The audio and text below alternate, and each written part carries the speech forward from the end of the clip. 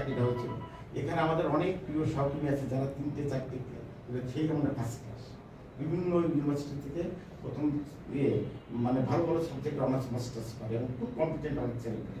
আমি নিজেও যাই ম্যাথমেটিক্সে পড়াশোনা করার পরে আমি সেই পাবলিক ইউনিভার্সিটি থেকে বিএড করেছি, এমএড করেছি।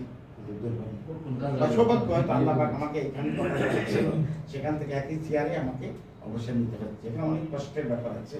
আজকে আমরা উপজেলা যখন বসি একেবারেই আমার ছেলের 1-2 বছর সিনিয়র বা 1-2 বছরই উপজেলা কৃষি অফিসার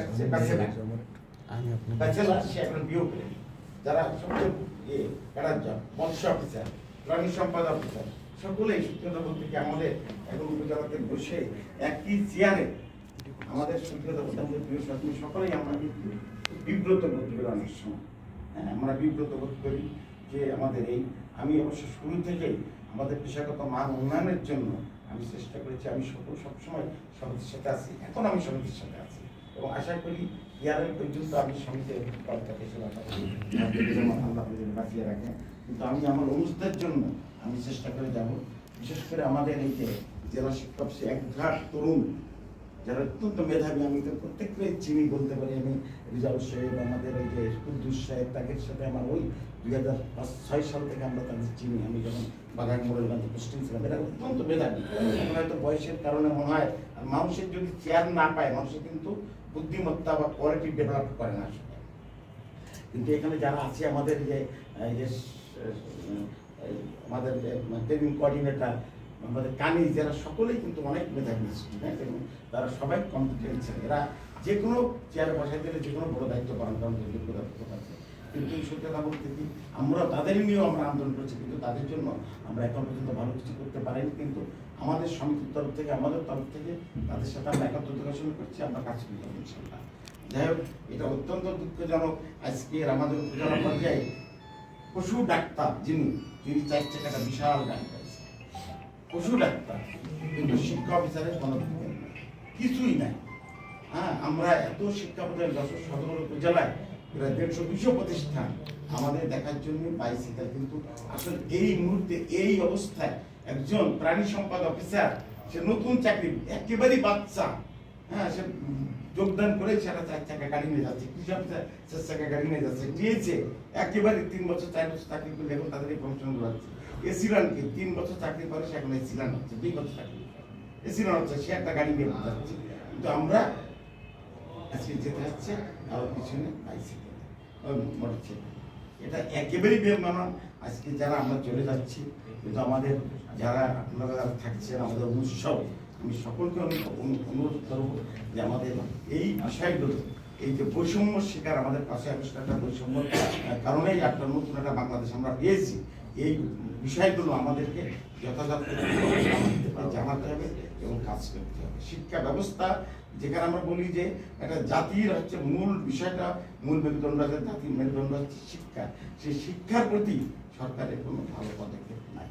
আর আমরা মাধ্যমিক যারা মাঠ পর্যায়ে কাজ করি, অন্য অফিসের কাজ করবো, তারা কিন্তু বিকাল 4-5টা বাজলে কিন্তু চলে যায়।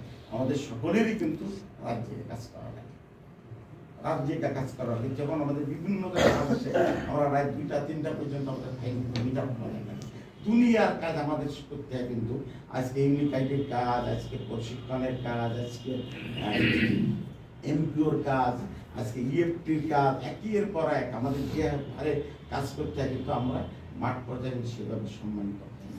আর সত্যি কথা বলতে আর এখন যে আমার প্রিয় সহকর্মী, বিশেষ করে আকরাম যেটা বললো, আমার যেমন হাফিজ বিচার করছে যে হাফিজকে দিয়ে বললো যে হয়তো আমি আজকে দর্শনীতে প্রথম ভালো, কেন বললেন? এটা তার মাঠ পর্যায়ে শুধুমাত্র ব্যক্তি কয়েকজন মানুষের হয়তো সম্মান করেছে, এটা সেটা বুঝতে চাচ্ছে না।